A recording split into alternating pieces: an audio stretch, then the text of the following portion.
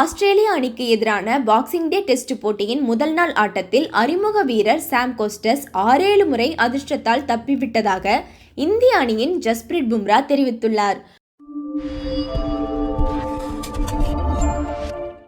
முதல் 2 ஓவர்களிலேயே சாம் கோஸ்டஸ் விக்கெட்டை வீழ்த்த வாய்ப்பு வந்த போதும் அது மிஸ் ஆகிவிட்டதாக கூறியிருப்பது அந்நாட்டு ரசிகர்களிடையே கொந்தளிப்பை ஏற்படுத்தியுள்ளது.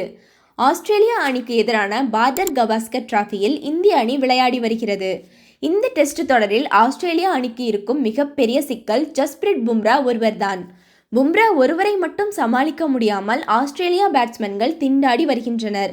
இந்த டெஸ்ட் தொடரில் மட்டும் அவர் 25 விக்கெட்டுகளை வீழ்த்தியிருக்கிறார். இந்த நிலையில் பும்ராவை நினைத்து அஞ்சி வந்த ஆஸ்திரேலிய வீரர்களும் ரசிகர்களும் கடந்த 2 நாட்களாக விமர்சிக்க தொடங்கியுள்ளனர். இதற்கு அறிமுக வீரர் சாம் கோஸ்டஸின் அதிரடியான ஆட்டமே காரணமாக அமைந்துள்ளது.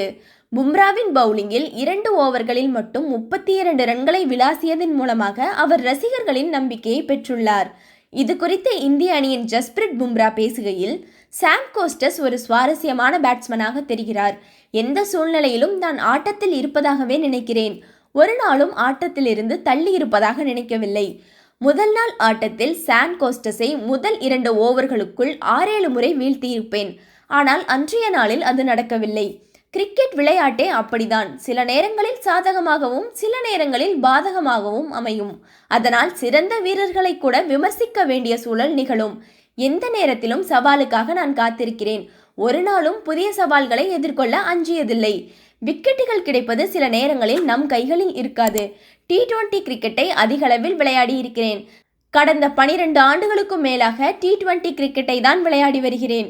அதனால் நாம் மிகச்சிறப்பாக பவுலிங் செய்யும் போது கூட நமக்கு விக்கெட் கிடைக்காது. ஆனால் சில சமயம் துல்லியத்தில் சிக்கல் உண்டாகும் போது கூட விக்கெட் கிடைக்கும் என்று தெரிவித்துள்ளார்.